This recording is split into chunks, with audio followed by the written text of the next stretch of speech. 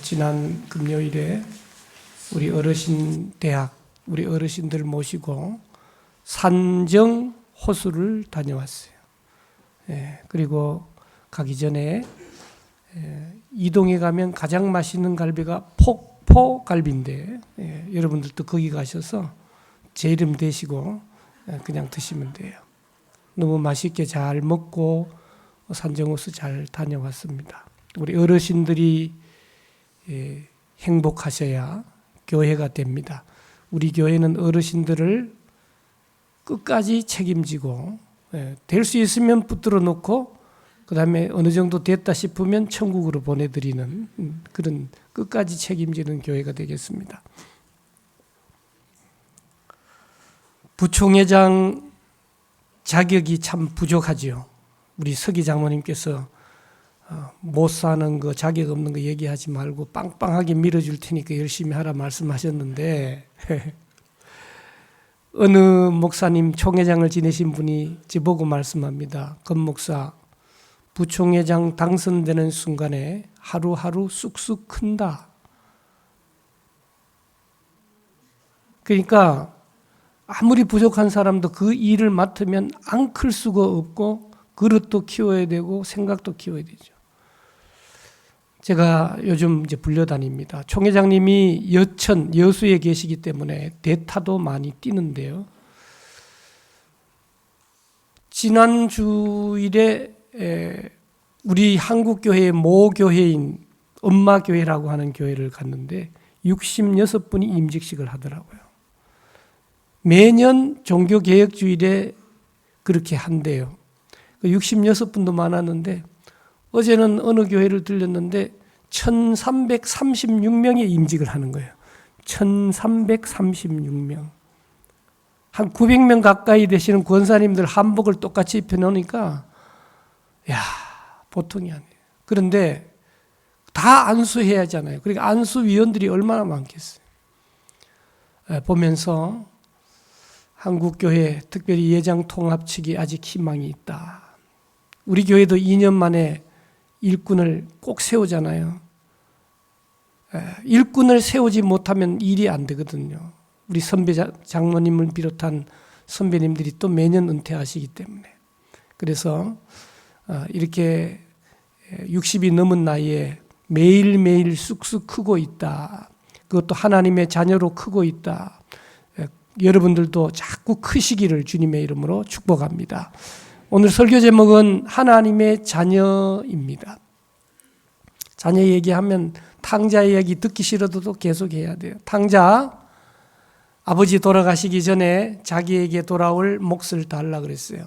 그 말은 다른 말로 표현하면 아버지 빨리 그 얘기예요. 그러니까 아주 불효 자식이죠.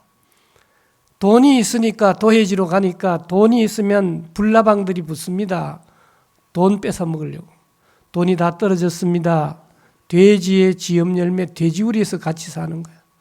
그러다가 아버지 집을 기억하고 돌이켜 아버지 집에 돌아가면 먹을 거라도 있겠구나. 그러면 내가 가서 이제는 자녀로서의 몫을 다 타먹었으니까 자녀는 안 되겠고 뭐가 되겠다고요? 일꾼이 되겠다. 그런데 아버지 집에 돌아오니까 아버지는 일꾼으로 맞아주는 게 아니고 그 냄새나고 남루한 아들을 뭐로 받아주셨어요? 자녀로 받아주셨다는 거예요. 여러분, 자녀가 되면 다 끝나는 거예요. 따라합시다. 하나님의 자녀. 다 끝났다. 여러분들 마음껏 누리고 강하고 담대한 삶을 영위하시기를 주님의 이름으로 축복합니다. 성경을 보면 최초의 믿음의 조상 아브라함을 하나님께서 부르시죠. 그의 아버지가 하는 일은 우상장수였어요. 그런 사람을 믿음의 조상으로 세웠다니까요. 고향 친척 아비집을 떠나 내가 내게 지시하는 곳으로 가라. 하나님이 책임져 주시겠대요. 그래서 복의 근원을 만들어 주셨고 아브라함과 언약을 체결하셔서 우리가 예수 그리스도를 믿는 순간에 하나님의 자녀됨과 동시에 믿음의 조상 아브라함의 후손이 되어서 하나님께서 아브라함과 약속한 그 약속을 그대로 응답해 주시는 거죠. 모세를 중심으로 하나님께서 이스라엘 백성들이 우리가 어떻게 살면 돼요? 그래서 율법을 주셨습니다. 그런데 그 율법을 지키려고 보니까 십계명 하나도 제대로 지키는 거 없다고요. 율법은 우리로 하여금 죄인임을 깨닫게 하고 결국은 죽을 수밖에 없는 거예요. 그럼 이 죽음의 문제를 해결하고 생명을 얻으려고 하면 어떻게 되느냐? 이 율법의 문제를 해결하기 위해서 예수 그리스도를 이 땅에 보내주시고 그분을 나의 주, 나의 그리스도로 영접하는 자마다 하나님의 자녀가 되는 놀라운 은혜와 권세를 허락해 주신 줄로 믿습니다.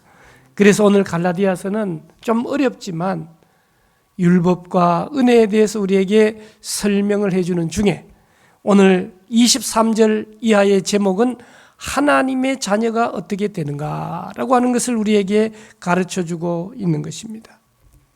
하나님의 자녀들은 오늘 모세에게 주신 이 율법을 통과해야 할 것이고 그리고 예수 그리스도의 은혜의 복음에까지 이르러야 되는데 어떤 분은 십자가 없이 부활의 영광만을 누리려고 하는 사람들이 있어요. 절차가 잘못된 겁니다. 여러분 아무리 좋은 법이라 할지라도 그 과정과 절차가 잘못되면 법으로서의 효력이 없는 것을 우리가 알죠. 반드시 십자가의 고난을 통과하여야만 부활의 영광에 이르게 된다라고 하는 사실이죠. 사랑하는 여러분, 오늘 본문은 두 가지 단계를 우리에게 설명하고 있어요. 23절, 24절은 율법 아래에 있을 때 우리의 모습을 설명하고 있고 그 다음 25절 이후는 예수 그리스도의 은혜 아래, 믿음 아래에 있을 때 우리의 모습을 구분해서 설명하고 있는 거죠. 율법 아래에 있을 때 사도 바울은 두 가지로 설명합니다. 첫째는 감옥에 갇힌 것과 같다. 두 번째는 초등학교 교사, 옛날 성경에는 몽학 선생의 지도를 받는다. 그렇게 설명을 하고 있는 것이죠. 여러분 감옥에 가보셨어요? 못 가봤어요? 네. 그래서 남자들은 감옥 비슷한 데를 다녀오셨죠. 어디예요? 군대. 그래서 우리 여자분들을 무시하면서 군대도 못 가다 온 게 말이면서 그러면 여자분들은 뭐라 그래요? 애도 못 낳아본 게 얼마나 고통스러워요. 자유가 없죠. 갇혀 있는 것이죠. 오늘 23절 말씀해 보니까 믿음이 오기 전에 우리는 율법 아래에 뭐 했다고요? 매임바 되고 계시될 믿음에까지 어떻게 됐다고요? 갇혀 있다. 자유가 없다. 그렇게 설명하고 또 한 가지는 24절 말씀해 보니까 율법이 우리를 그리스도께로 인도하는 몽학선생, 초등교사가 되어 우리로 하여금 믿음으로 말미암아 의롭다함을 얻게 한다고 율법 아래에 있는 우리의 모습을 설명해 주고 있는 겁니다. 이 율법의 유효 기간이 있는 거예요. 23절의 말씀은 믿음이 오기 전까지는 율법 아래에 있다고 우리에게 말씀하고 있는 겁니다. 우리가 식품이나 약을 사시면 유효 기간이 반드시 있죠. 아끼다가 아끼면 안 됩니다. 좋은 것일수록 빨리 드시고 혼자 못 드시거들랑 가지고 오셔서 교회에서 드시고 소그룹에서 드시고 주는 것만 남는 거지 먹는 것이 남는다 아니에요. 자꾸 드시기만 하면 여러 가지 질병이 올 수 있어요. 그러면 유통기한이 지난 약은요 독약이 되는 거예요. 아유 괜찮겠지 아깝고 괜찮겠지 하고 괜찮을 수도 있지만 독약이 될 수 있다라고 하는 겁니다. 오늘 본문에서 율법의 유통기간을 얘기하는 거예요. 언제까지라는 겁니까? 믿음이 오기 전. 여러분 성경이 있으시면 앞부분에 19절에 보면 율법은 무엇이냐? 범법함으로 더하여진 것이라. 천사들을 통하여 한 중보자의 손으로 베푸신 것인데 약속하신 자손이 오시기까지 있을 것이라 그렇게 말씀하고 있죠. 여기서 약속하신 자손은 예수 그리스도를 말씀하고 있는 겁니다. 예수 그리스도가 오시기까지 율법이 존재할 이유가 있다라고 하는 사실입니다. 사랑하는 성도 여러분, 율법의 역할이 뭐예요? 24절에 나와 있는 대로 우리를 그리스도께로 인도하는 초등교사다고 우리에게 말씀하고 있어요. 이 초등교사를 설명해 보면 로마가 그 당시에 강대국으로 귀족들이 가정교사를 삼는데 다른 나라를 점령하고 그 나라의 지식인들을 포로로 잡아와서 자기 집에 자기 아이들의 가정교사로 삼았던 겁니다. 6살부터 16살까지 이 기간 동안 아이들을 가르치죠. 감독하고 지도하고 좀 쉽게 얘기하면 빡세게 규율을 잡아주는 그런 초등교사였습니다. 그러면 이 율법은 어떤 일들을 하는 겁니까? 율법은 우리로 하여금 죄인임을 깨닫게 하는 거예요. 어떤 분은 이 율법을 거울에 비유했어요. 여러분, 우리 얼굴에 뭐 묻어도 밥 먹다가 밥풀이 묻으면 어때요? 우리의 신분이 천하면 밥풀이 묻으면 어때요? 묻었나 보다. 그런데 귀하면 귀할수록 묻으면 어때요? 아유, 천박스럽다. 거울도 안 보나 보다. 율법을 보면 우리의 죄를 깨닫게 된다는 거예요. 로마서 3장 20절에 보니까 그러므로 율법의 행위로 그의 앞에 의롭다 하심을 얻을 육체가 없나니 율법으로는 죄를 깨달을 뿐이라고 말씀하고 있습니다. 오늘 우리가 얼마나 부패한 인간인지를 율법을 통해서 알 수 있죠. 또 두 번째, 율법은 인간을 죽게 만든다라고 하는 겁니다. 로마서 7장 9절 말씀해 보니까 전에 법을 깨닫지 못한 때에는 내가 살았는데 계명이 이르네 그 계명을 지키지 못하니까 죄가 살아나고 나는 죽었다고 그렇게 표현을 하고 있는 겁니다. 그러니까 율법은 그리로 가면 안 된다, 가면 죽는다, 이리로 가야 된다라고 안내하는 역할을 한다라고 하는 것이죠. 로마서 8장 30절 이하에 보면 빌립 집사와 에디오피아 내시와에 만나서 성경을 풀어주고 세례받는 장면이 나오거든요. 에디오피아 내시가 에디오피아에서 예루살렘까지 예배드리기 위해서 올라갔다가 돌아가는 길이에요. 수레를 타고 성경을 펼쳐 읽는데 그 내용을 잘 모르는 거예요. 성령께서 빌립 집사에게 너 에디오피아 내시에게 가서 성경을 풀어줘라. 그래 가서 물어보았어요. 읽는 거 잘 이해가 됩니까? 아이고, 가르쳐주지도 않는데 어떻게 이해가 됩니까? 그래서 이사야 53장의 말씀을 잘 풀어줬습니다. 거기서부터 시작해가지고 예수 그리스도의 복음까지 전하게 되었습니다. 그런데 가는 길에 물이 있는 거예요. 그러니까 세례를 베풀어 달라라고 하는 사실입니다. 내시는 내가 죽어야 할 존재인데 예수 그리스도께서 이사야 53장과 성경에 나오는 이 복음을 통하여 내가 믿음으로 구원을 얻게 되고 세례를 받으면 하나님의 자녀가 된다는 사실을 깨닫고 바로 그 자리에서 세례를 베풀어 달라고 얘기하고 있는 겁니다. 이렇게 율법 아래에 있는 우리들이 이런 상황이었다면 그리스도 안에 있는 우리들은 어떨까요? 25절 믿음이 오기 전 23절 믿음이 온 후 25절 이하 그리스도 예수 안에 있는 우리는 어떻습니까? 믿음이 온 후로는 우리가 초등학교 교사 아래에 있지 아니하다. 초등학교 교사 아래에 있는 삶은 옛날에 우리 가재 손수건 붙이고 또 그 위에다가 이름을 붙이죠. 누구 이름 붙입니까? 보호자. 후견인이 있어야 되었던 것이죠. 16살 넘어가면 이제 스스로 설 수 있는 나이가 되었다라고 하는 것이죠. 초등학교 교사 아래에 있지 않다 그렇게 표현하고 있어요. 헬라어 원문에 보면 25절은 그러나 지금 그렇게 표현하고 있어요. 믿음이 오기 전과 믿음이 온 후가 다르다라고 하는 겁니다. 여러분이 잘 아시는 대로 믿음이 오기 전에 사울은 어떤 사람이었어요? 율법에 철저히 복종하던 사람이었어요. 예수 믿는 사람을 막 잡아 죽이던 사람이었어요. 다메섹 도상에서 예수 믿는 사람을 잡아 죽이러 가다가 사울아 사울아 나는 네가 핍박하는 예수다. 주님을 만나고 시각장애가 오게 되고 그 이후로의 삶은 예수 전하는 일들을 위하여 완전히 달라진 인생을 살았던 것을 우리는 잘 알 수 있습니다. 사랑하는 성도 여러분, 믿음이 온 후로 26절 이하에 보면 너희가 다 믿음으로 말미암아 그리스도 예수 안에서 하나님의 아들이 되었다. 정말 너무 중요해요. 우리가 하나님의 자녀가 되었습니다. 어디에 있어야 됩니까? 그리스도 예수 안에 있어야 됩니다. 그리스도 예수 안에 있다는 말을 다른 말로 표현하면 뭡니까? 말씀 안에 있는 거예요. 기도 안에 있는 거예요. 예배 안에 있는 거예요. 교회 안에 있는 거예요. 하나님의 자녀가 되었는데 교회를 안 와. 1년 가도 교회를 안 와. 누가 하나님의 자녀라 그럽니까? 교회를 오긴 오는데 밥 먹을 때만 와.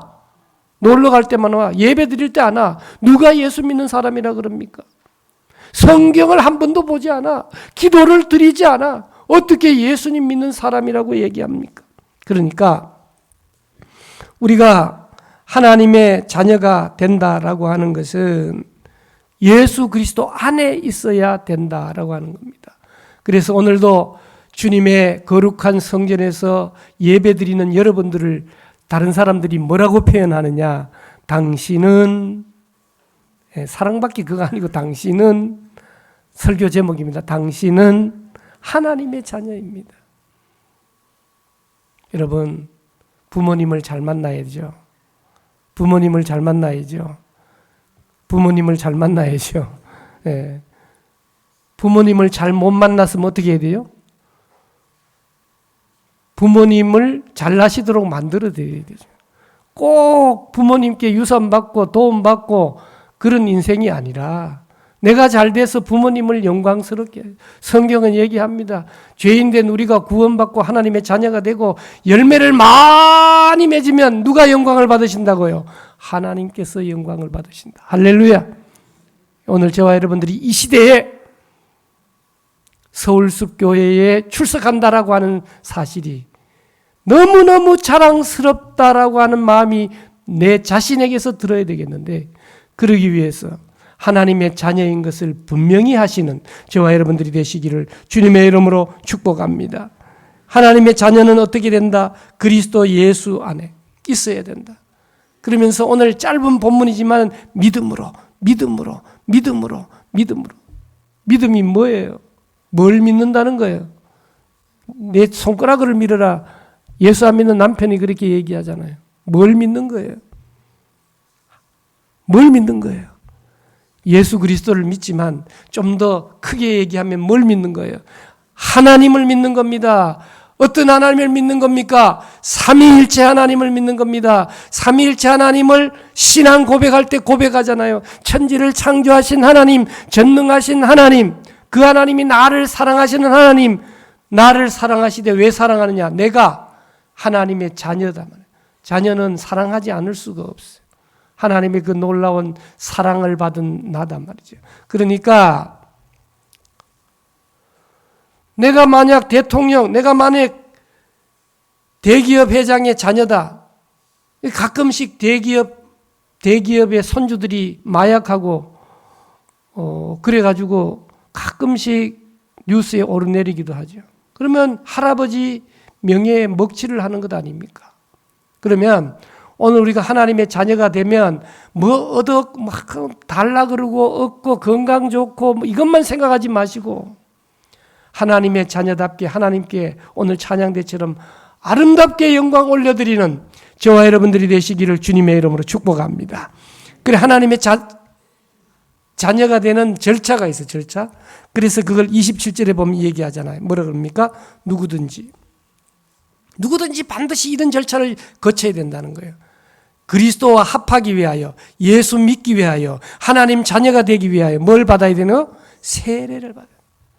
여러분 군대 가면 세례를 받는데 군인들은요 라면, 컵라면 주느냐 초코파이 주느냐에 따라서 지 맘대로 가는 거예요. 어떤 날은 절에 갔다 어떤 날은 교회 갔다. 교회 다니면서 세례 받았는데도 세례 받으면 선물 준다 그러니까 또 세례를 받아요. 세례는 한 번 받는 거거든요. 그리고 믿지 않는데도 세례를 받는 경우가 있어요. 그런 세례는 의미가 없는 거예요. 세례는 어떻게 받는 거예요? 예수님이 나의 주인이시다. 날 위하여 십자가를 지시고 죽으시고 부활하신 그분이 나의 주인이시다라고 분명한 고백을 하고 난 다음에 받는 오늘 27절의 세례는, 그 세례를 받음으로 우리가 어떻게 되는 거예요? 그리스도로 옷 입는다라고 하는 겁니다. 여러분, 그 사람이 경찰인지 그 사람이 군인인지 예를 들면 그 사람이 왕인지를 어떻게 구분할 수 있겠어요? 옷을 보면 알 수 있다라고 하는 겁니다. 여러분, 티 입고 소중한 잔치 자리에 들어갈 수 있습니까? 거절됩니다. 한국은요, 차 큰 거 끌고 가면 어서 오세요. 티코 같은 거 끌고 가면 들어오지도 못하게요. 봉고 끌고 강남에 가면 커피도 먹기 힘들어요. 다 껍데기 보는 것으로 그렇게 판단을 하는 것 아닙니까? 옷이 너무너무 중요한데 세례를 받은 하나님의 자녀는 뭐로 옷 입었다고요? 그리스도, 예수 그리스도로 옷 입었다. 그렇게 표현을 해주고 있는 겁니다. 그래서 오늘 저와 여러분들은 믿음으로 예수 그리스도 안에서 하나님의 자녀가 됐고 우리들은 그 예수 그리스도를 믿는 고백하에 세례를 받음으로 그리스도로 옷 입은 우리가 저와 여러분들인 줄로 믿습니다. 그러면 그리스도와 합하기 위하여, 연합하기 위하여 그랬잖아요. 그리스도와 연합하면 어떤 일이 벌어지는가? 첫째, 하나님의 자녀가 된다라고 하는 사실입니다. 오늘 우리가 그리스도와 합하는 세례를 받았기 때문에 하나님의 자녀가 되는 겁니다.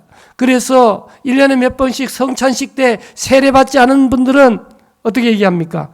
세례 받은 후에 참여하는 것이 유익합니다. 못 드시게 합니다.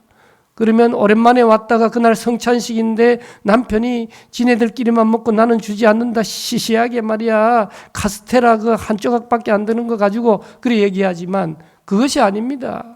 우리가 예수 그리스도를 구주로 믿는 사람들이 자기를 살핀 후에야, 회개한 후에야 성찬에 참여하라고 그 거룩성을 우리에게 말씀해 주고 있는 것이죠.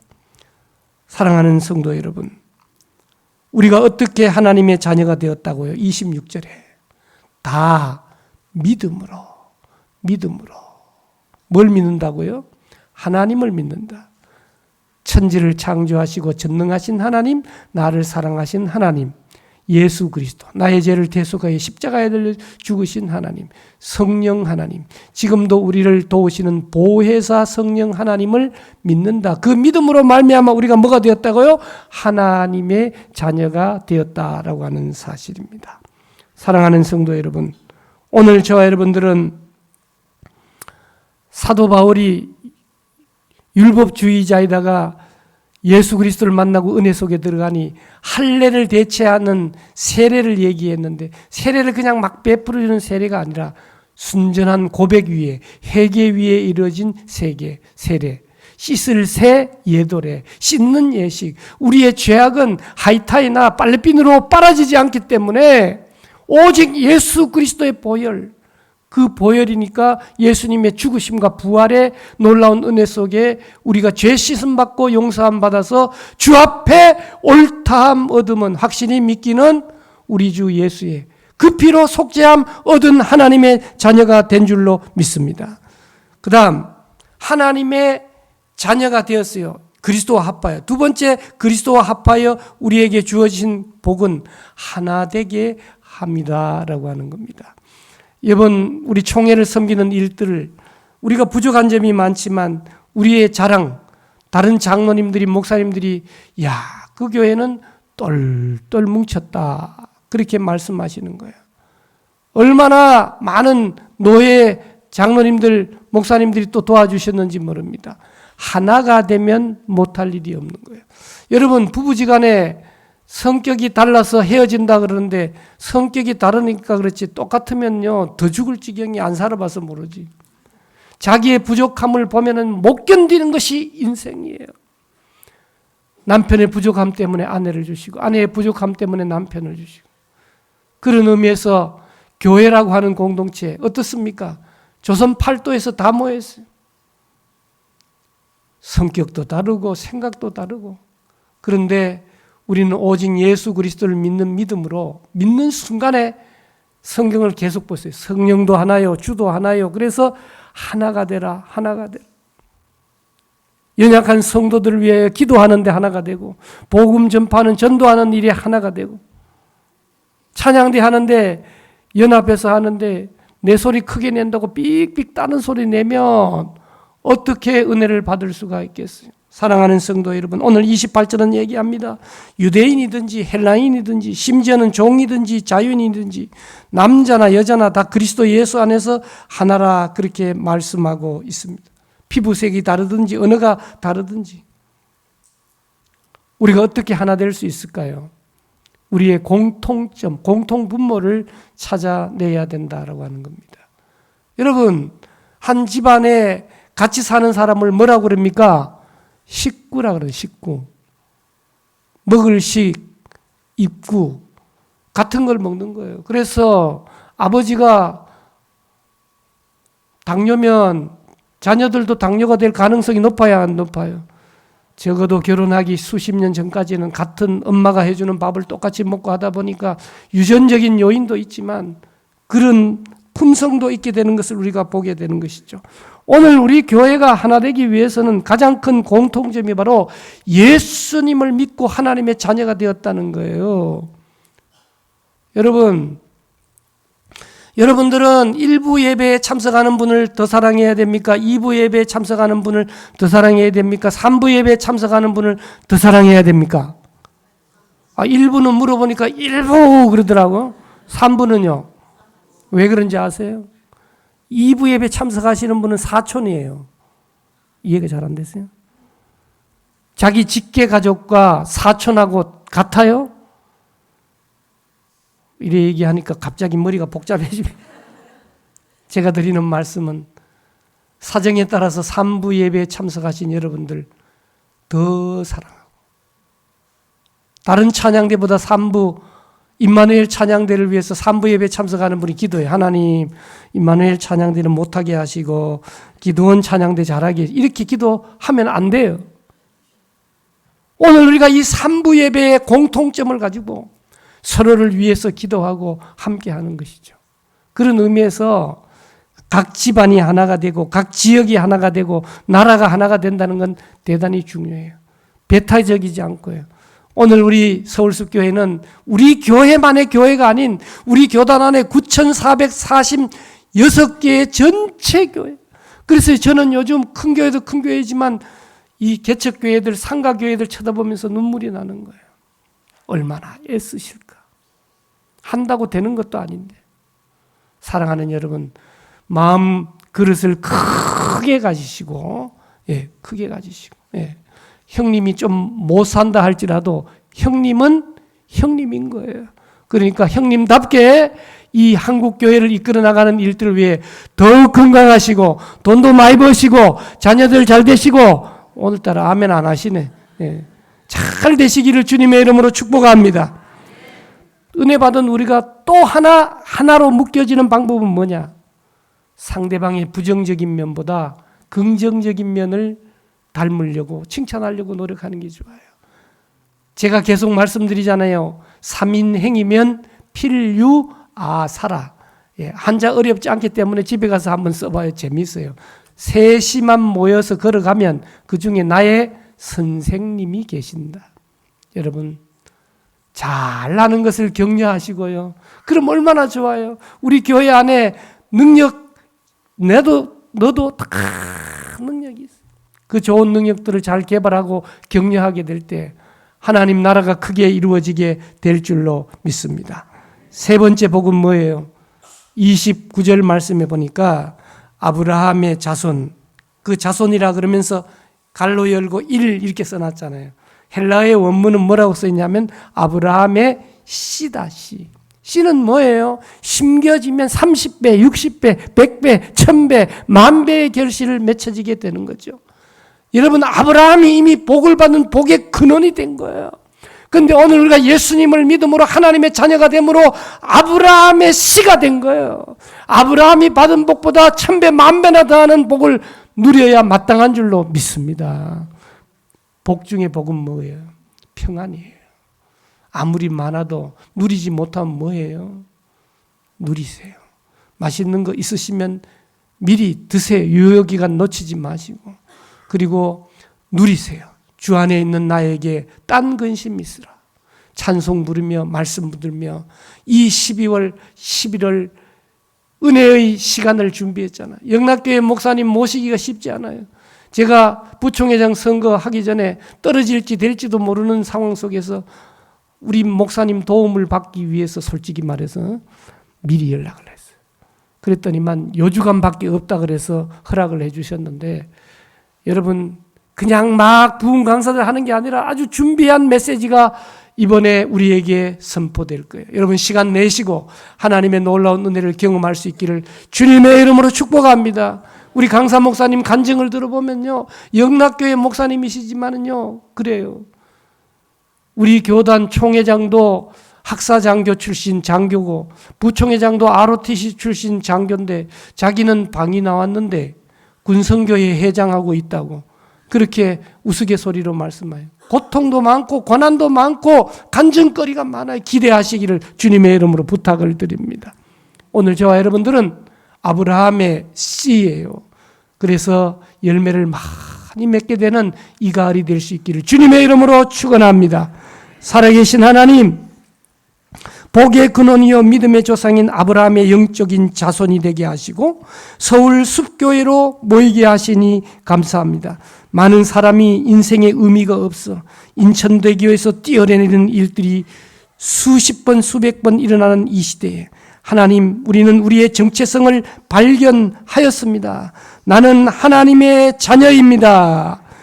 얽매여 있고 감옥처럼 있던 율법 아래에서 해방되어 자유와 길과 진리 되신 주님이 우리와 함께 하신다는 사실을 기억하며 당당하게 담대하게 승리하는 우리 모든 성도들 되게 도와 주시옵소서. 예수님의 이름으로 기도드리옵나이다. 아멘. 우리 일어서서 앞뒤 좌우에